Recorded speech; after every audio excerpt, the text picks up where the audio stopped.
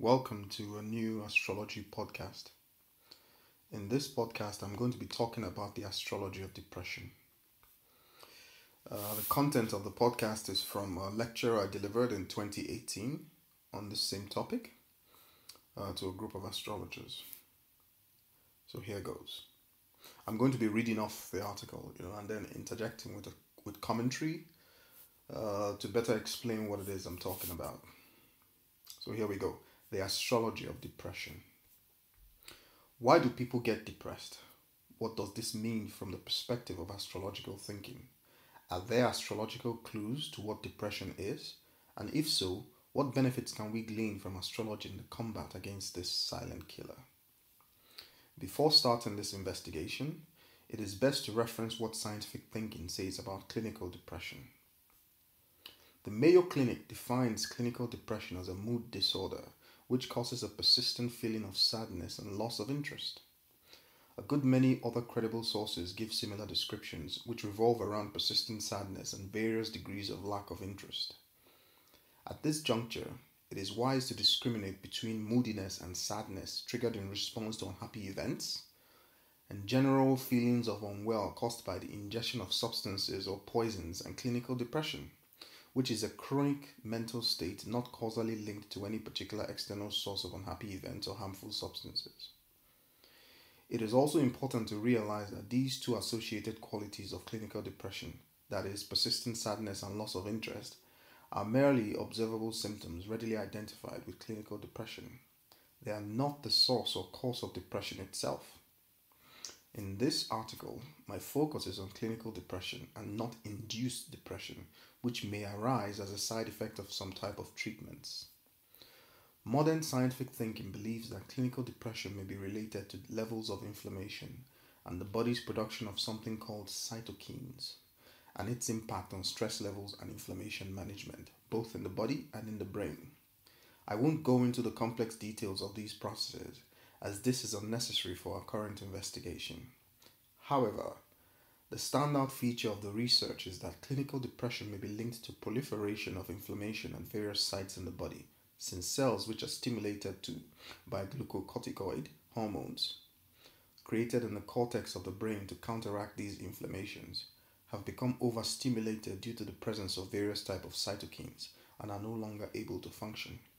As such, inflammations persist, with the attendant consequences that the brain keeps signaling a feeling of general unwell to the rest of the body.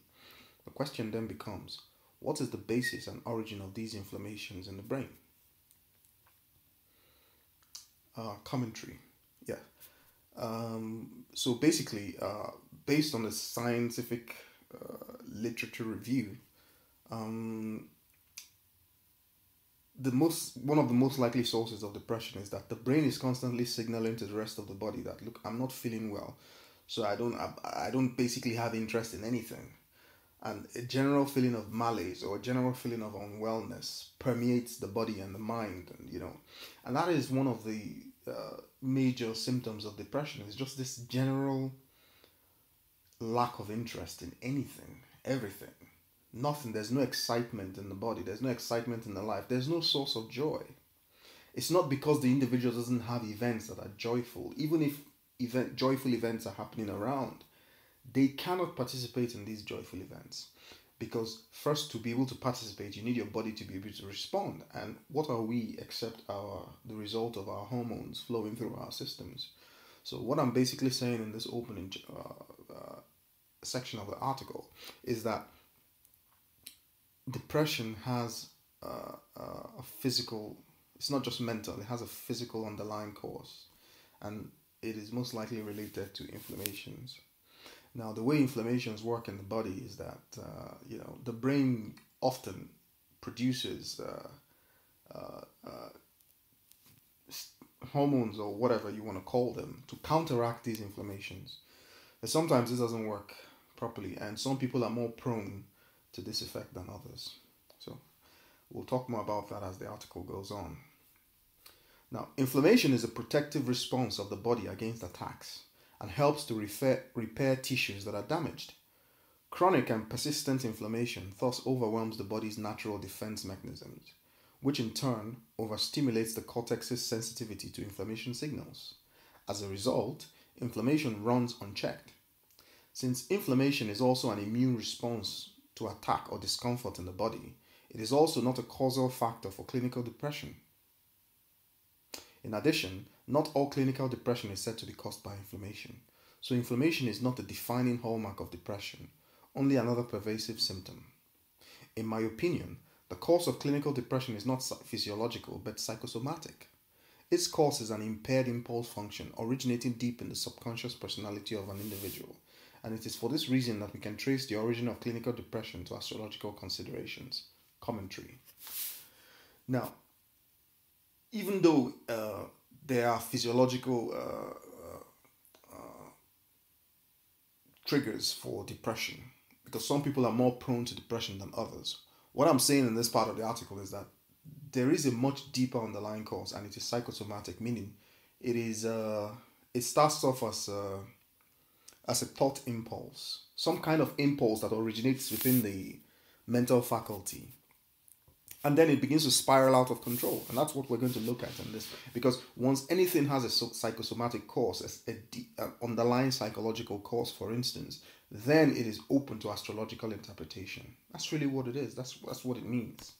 Okay. Now, why are some people prone to depression more than others? Some people never experience depression in their lives. It doesn't matter what happens.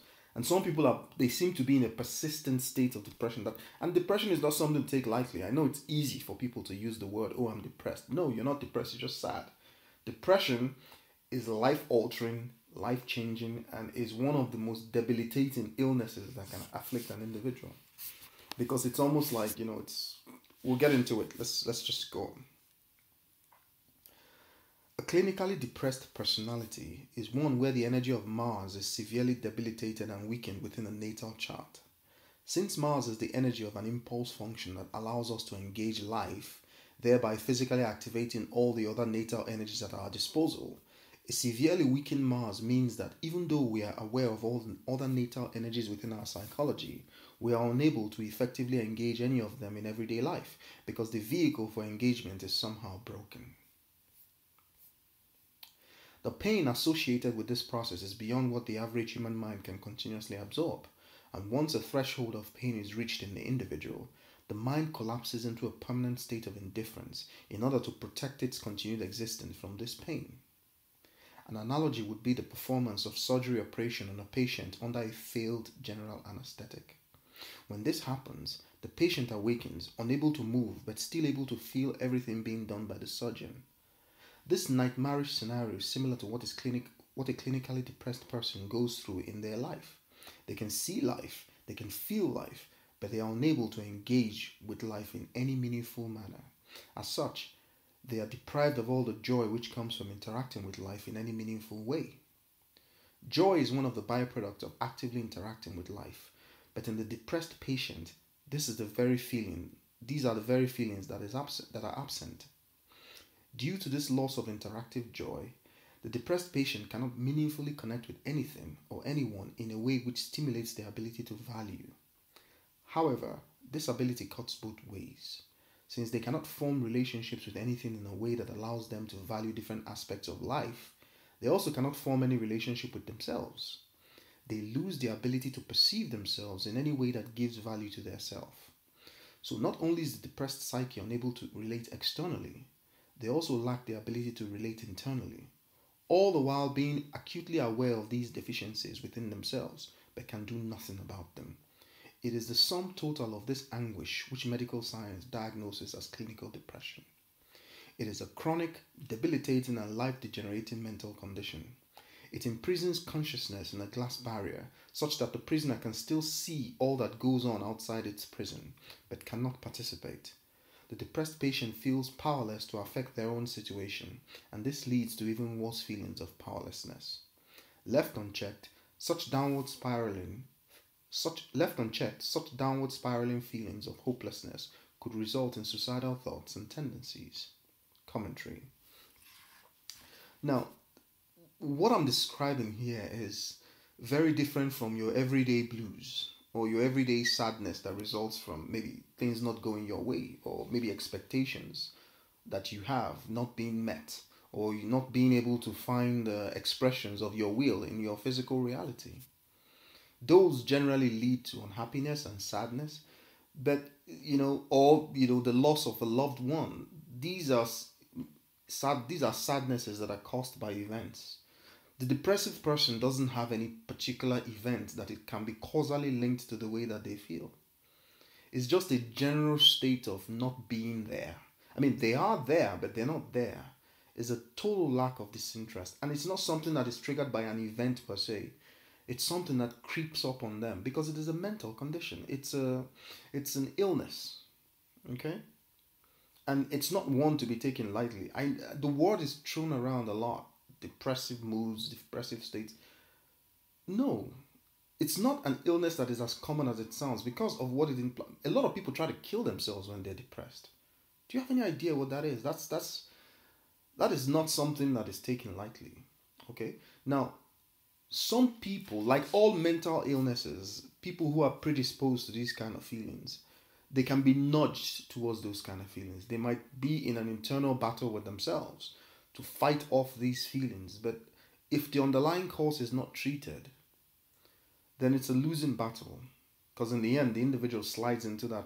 Once the impulses or the criterias or whatever situations that trigger this in people, once it is triggered, then the individual begins a running battle, ultimately a losing battle, with not sliding into that depressive state. And once in the depressive state, then it requires a specific type of therapy or work to bring them out of that state. It usually requires someone who is loving enough, and I cannot overemphasize this, because true love is one of the greatest, it's a force that I can't describe with words per se. But somebody needs to go in there, to that place where they are, take on all of that depression, take on all of that state, and then lift them out of it. The risk is that the person takes the risk of being stranded in that state. So the only reason why anybody can do that for anyone is love. Okay? But we'll talk about that. So moving on. No one really knows where thoughts come from. Obviously, brain chemistry and structure changes with every moment of conscious awareness and thinking. The brain's plasticity is stupendous in its sheer complexity, so we know that these structures are representations of the conscious processes of awareness and thinking. What cannot be said for sure is if this plasticity generates thoughts in and of themselves, or if the plasticity is simply just a consequence of reflection of the conscious process itself. Medical science does not believe in consciousness outside the brain, while astrology holds a slightly more diametric view. From an astrological point of view, thoughts are consequences of the channeling of universal consciousness. From this viewpoint, brains are organic representations of natal charts, and natal charts are representations of the contouring of universal consciousness as it flows into Earth from all over the universe through the flat plane of the ecliptic.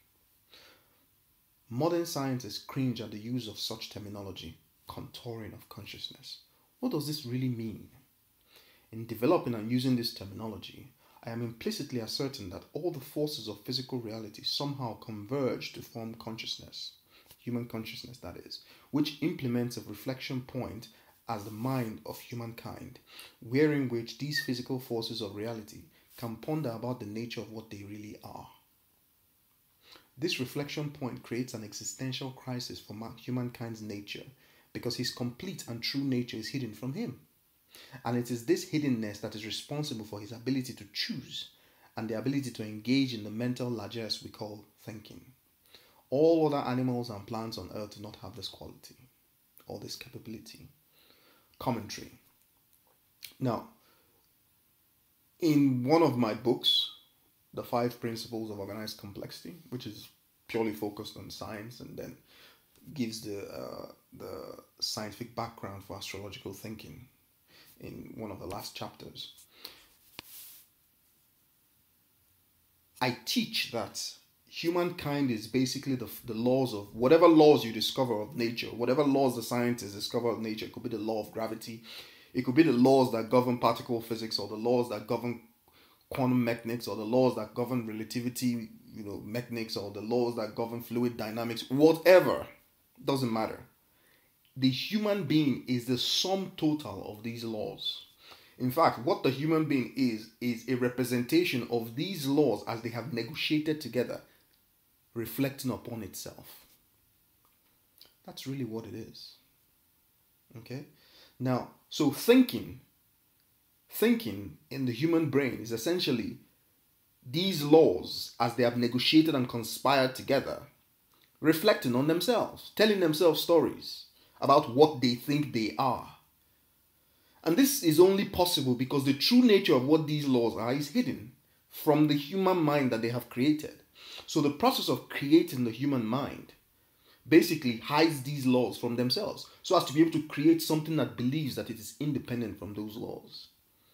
It is this independence, this perceived independence, that accounts for what? For the ability to self-reflect. That accounts for what we describe as free will, which is a hallucination created by the mind. Because your freedom from what exactly? Freedom from the laws which made you, which are you? No, I don't think so.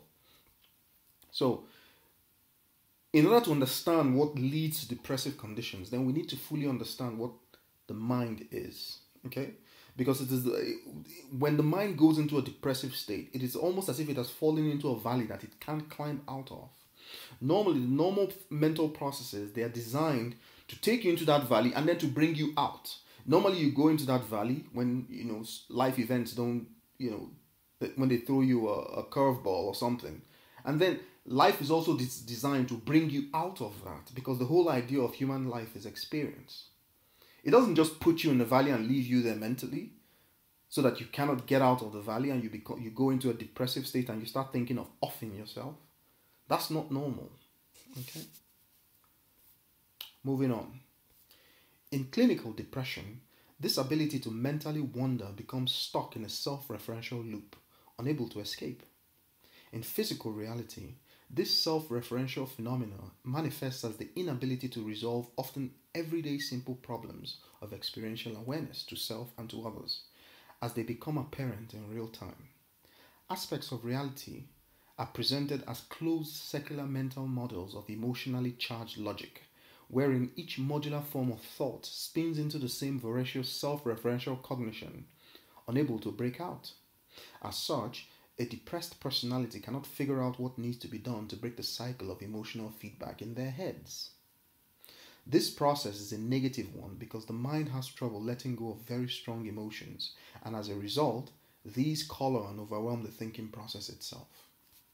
The emotionally charged undertone carries the seeds of the initial scarring and damage to the Martian ability. Hence, the unresolved nature of this damage is what fuels the inability of the native to break the cycle of depression themselves. A good analogy is a continuously spinning wheel with no traction. As repeated earlier, this inability is not due to failure to correctly understand and comprehend what is going on within the immediate environment of the native, but rather the ingrained conviction that nothing can be done about the current situation, no matter what. This fatalistic conclusion is the voice of the initial scarring process, and it suggests a strained relationship between Martian and Mercurial capacities, that is, in addition to an already impaired Martian function. Usually, the impairment to Mars is a Saturnian one. In this configuration, Mars is debilitated by a strained connection to Saturn. Saturn deprives Mars of his ability to act in the world, and if this Mars also has a strained relationship with Mercury, then this leads to the self-referential defeatist logic which characterizes clinical depression. If such a debilitated Mars with a strained Mercury aspect also makes a strained aspect to Pluto, then the depressed personality's self-referential logic takes on the Plutonic theme of finality. If this Pluto's placement is beneath the horizon of the natal chart, then suicidal thoughts become attractive to the personality, while above the horizon of the chart, bouts of mania intersperse with bouts of clinical depression. If the strained relationship between Mars, Mercury, and Saturn is also in a strained relationship with Neptune, the native seeks solace in forms of escapism, such as with drugs and alcohol. Commentary. Now, basically, what I'm doing in this section is I'm talking about the impairment to Mars, because Mars generally rules inflammation. Mars is your body's ability to fend off disease. Mars is your body's ability to regenerate. That's why your blood is red. Mars is iron. Now, you see, some of these astrological concepts, before people realize that the hemoglobin in the blood is made from iron. That's why the blood is red. Before people knew this scientifically, they knew that Mars and iron were related. They may not have known how, but they knew that this was the relationship. Now, this is coming from antiquity. It just helps, it just makes you wonder, because there is a lot of, hearsay about the primitive nature of early human beings, and from thousands of years ago, because they didn't have the scientific method. But that's all nonsense, isn't it? They didn't have the scientific method because they didn't need to create technology, but they had the science of knowing. You see, and knowing for a human being is basically just deduction, inference. The fact that they didn't go on to create technological tools and weapons doesn't mean that they didn't know. They had no incentive to create these things. Okay? So, an impairment to Mars basically affects the physical body. Now, when that impairment is coming from Saturnian influences, then you have the basic ingredient for the depressive condition. Okay, but there must be aspects to Mercury, because it must affect the ability to reason and the ability, because what's happening is that the mind cannot break out of a self-referential voracious loop. They just sink into a valley and then they can't get out of that. And they know that this is what is happening to them, but that knowledge doesn't make any difference. Doesn't do anything. You can know about the fact that you're depressed. They know they are depressed, but what can they do about it? The fact that they know they're depressed and they can't do anything about it even further depresses them the more. You see? So that's not a solution. Moving on. Another important possible indicator of clinical depression in a natal chart is the strained contact between Sun and Saturn. In this scenario, Saturn deprives the Sun of essential contact to its own self-significance. The self-referential mental loop gets transformed into a self-referential identity loop, where the Sun continually searches its own internal space for significance. Saturn denies the Sun from finding this definition of significance within itself. However, this condition, though similar to depression caused by Saturn's strained contact to Mars, is very different from it. Depression brought about by the Sun-Saturn strained contact tends to find resolution with maturity. At some point in the life of this native, he or she realizes that the significance they have been looking for lies within the very fact of their own existence and is therefore independent of any external validation. Once this becomes part of the overall conviction of the native, the self-referential search for significance ends. Prior to this, the native is plagued with doubt, conflict, low self-esteem, and guilt. These negative emotions cause the native to undervalue their own significance and to therefore engage in constant negative self-evaluation. The mechanism by which this is triggered usually occurs during the formative years, when the first impulses that will grow to constitute the perception of social authority begin to form. This perception becomes impaired due to the absence of the father role model at this crucial stage. The native interprets this absence as a vacuum which needs to be filled. In the world we live in today, this gap is filled by a group idea, most likely in the form of religion, and the authority figure is that of a domineering, harsh, and judgmental God. Or this gap is filled by society at large, with social authority perceived as playing the role of the father. Once this idea finds a fertile place to germinate in the mind of a native, the results and consequences are often very debilitating indeed, leading to a prolonged struggle within the native to remove the existence of this spectral judgmental figure hanging over its life, feeding on their own self-worth. Since this spectral figurehead is really a shadow figure created by the developing psyche to fill a void, the battle is really with an aspect of the self, and so can never be won. Resolution comes with time and experience, as events in the life of the native continue to provide ample examples which ultimately convince the native that the spectral figure which judges it continuously really does not exist outside of the self. This is very different from the hopelessness which is perceived by the native in clinical depression, involving a debilitated Mars in strained aspect to Saturn, Pluto, and Mercury. Commentary. Now I'm talking about another aspect of what some people might consider to be depression, because it has the characteristic of being chronic. When the Sun makes a significant contact with Saturn, a very sharp contact, usually the strained contacts like the conjunctions or the squares or the oppositions and the sesquiquadrates and inconjuncts, even the trine and the sextile is not easy to deal with when these two energies come into contact. But the trine and the sextile, the individual can resolve the conundrum without feeling the need to act it out in physical reality. They can figure it out, okay? Because the energies are kind of similar, which is the trine and the sextile. But when it's the conjunction, depending on which sign it's being conjunct in, and when it's the opposition or the square, then the battle is externalized until the individual realizes that the battle is not outside of itself. It is within itself. And in the process, the battle takes many forms. And the form I have described in this article is the creation of the type of judgmental figure you find in your religious texts. A God that judges you very harshly, watching everything you do.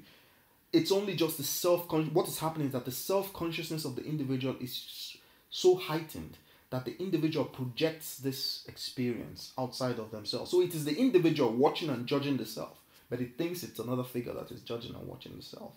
And as such, the individual becomes very self-conscious, very timid, very shy, very awkward, until they realize that they are the only ones doing all of this.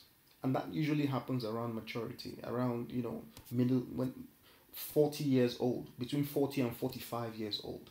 I've seen some texts where they say it can happen at lower ages, but I don't think so. For men especially, it happens between 40 and 45, because the individual needs to it's not just a belief system, which is an act of will. They need to come to a conviction of what is actually going on and then be free of that, because it is a burden. But it is not clinical depression, even though they may have carried that feeling, all through their lives. But it's not clinical depression, because ultimately, with time and experience, they outgrow this. And that's why people who have significant placements in Capricorn or a strong Sun-Saturn contact, they grow younger as they grow older. They become more jovial and more happy as they get older. It's weird, but that's what it is. But this is not clinical depression. I've only included it in this article to show the contrast. What might look like clinical depression, but it is not. A clinically depressive state is usually brought about by that difficult, strained relationship between Mars and Saturn to start with. That is the key ingredient. Mars in square to Saturn, Mars opposition Saturn, Mars sextile and Mars trine Saturn, and some of the other easy placements. Even though they may represent a strain to start with, any contact with Saturn represents a strain, because Saturn denies the potential of that. Of the other energy that it is contacting, forcing it to try to project itself into a physical reality to resolve it. But with the sextile and the trine, the individual comes to a very quick conclusion that they do not need to externalize this. So Mars in easy contact with Saturn turns out to be a very beneficial quality, because they realize very early on that they don't need to act this out in physical reality. But with the hard aspects, or with especially when the hard aspects already include the fact that Mars is in a difficult sign and Saturn is a difficult sign for the expression of their native energies, then this becomes an even greater challenge, because the individual is in a constant war between these two aspects of themselves. Mars wants to move, Saturn says no. So in order to prove, and that creates a huge inferiority complex when it comes to action and the ability to project the will, the aggression that usually makes people able to go achieve things in the world. So the individual doubles down on this, looking for scenarios where they can overemphasize their ability to act in the world. And this can lead to a huge amount of cruelty. Or it can lead to the opposite, where The individual is so subdued in their action. Fear dominates their life. They cannot do anything because they're always second guessing, triple guessing, and quadruple guessing themselves. So they cannot act in the world. And this furthers the depression. And this, if this is carried on to a very to a very high extent, then the individual falls into that valley, the depressive state, and they cannot get out. You see? The opposite is they become manic. They become very cruel because they do not pass up the opportunity to show people or to demonstrate to themselves, not people really, that they're capable of acting in the world. It doesn't matter what this action is. That's because they're not in a very deep inferiority complex when it comes to their ability to act in the world. Okay? But Mars and Saturn is not the only condition you need for that depressive state. You need a contact to Pluto and Mercury. Now, the contact of Mars, a debilitated or poorly placed Mars-Saturn contact in aspect to Pluto is a very serious problem because the individual becomes suicidal. That's really what it is. They become suicidal because they see death as a way out. Maybe not for themselves, but for other people. Such depression can actually lead to other people taking other people's lives from this very depressed state as a means of trying to escape the depression. And this can account for some irrational kind of murders that you hear of. I mean, people do irrational things. That's because they're not normal. They're not. The normal thinking and reasoning faculty has been subdued for so long. They are no longer acting rationally. You see?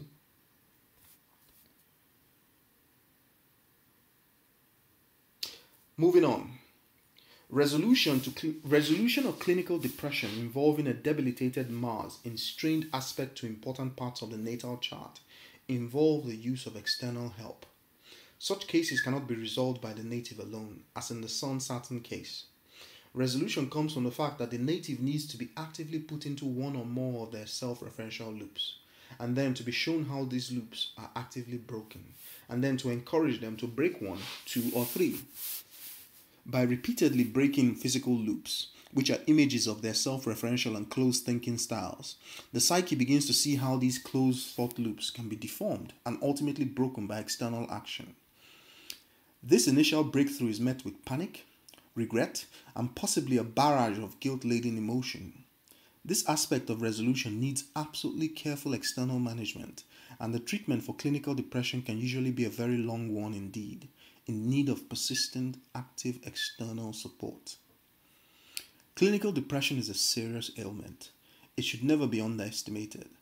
Its cause is Martian trauma, such as prolonged feelings of helplessness during formative years, a sort of catatonic immobility of the infant itself. The central problem comes as a consequence of humankind's ability to firmly hold on to all types of emotionally charged convictions. Such ability is peculiar to humankind, as all other creatures on earth do not possess this trait, and this leaves them without a doubt as to their natures. A dog can never entertain the idea that it may be something else. It can't because it does not have the hardware capacity to do so. Humankind, as a reflection of sensorial awareness, is also sensorially aware of himself or herself. As such, he or she is equipped with the capacity to externally observe themselves. One drawback of this capacity is that the mind can then become trapped in specific thought patterns, which then form the basis of powerful convictions that go on to support perceptions of self-identity. Genuine convictions create realities, and when convictions are faulty and fixed, the result is the implementation of an impaired reality. In clinical depression, the native cannot help themselves even though they understand what is going on. They need external facilitated help. I have identified this process astrologically with an initially debilitated Mars in strained aspects to Saturn, Mercury, and Pluto. I also identified another form of depression, the strained contact between the Sun and Saturn, which can also be very long-term, but is ultimately intrinsically self-surmountable with time and experience. This podcast and this article is no substitute for good medical advice and treatment from your doctor, because clinical depression is a diagnosis, a medical diagnosis. It is not something that you self-diagnose yourself with. You see, because it's a mental condition that can lead to loss of life. So it's not something that should be taken quite literally or taken quite casually. If you have been diagnosed with clinical depression, then you need help. There's no shame in it. Everyone on earth is carrying a burden. Most people don't even realize. They think life on earth is just... No. The reality that we live in is screwed up. The convictions that we have as people, they feed on us rather than the other way around. And until this is resolved or cured, every human being that is walking on this planet is ill in some way or another. Okay? So the very idea, excuse me, that someone is clinically depressed should elicit tremendous support from the environment around. Okay? Because they are fighting a terminal illness, an illness that could easily claim their lives. Excuse me. So it's not a joking matter, it's not a laughing matter, it's not a shameful matter either. Okay? Every human being is naturally equipped to find joy and meaning in life. That's what your cortex is there for in your head.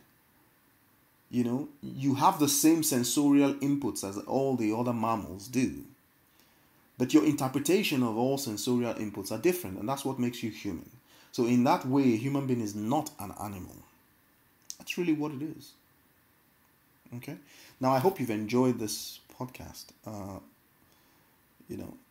I enjoyed writing it, and I enjoyed giving this lecture. When I gave the lecture, in 2018, I had a huge amount of questions. You see, because this is not... A lot of people, having experienced prolonged periods of sadness, conclude to themselves that they're clinically depressed or they're depressed. Well, they are not. Most are not, you see, because clinical depression is a medical diagnosis made by a qualified medical professional. It's not something it's not a label that you attach to yourself. Okay?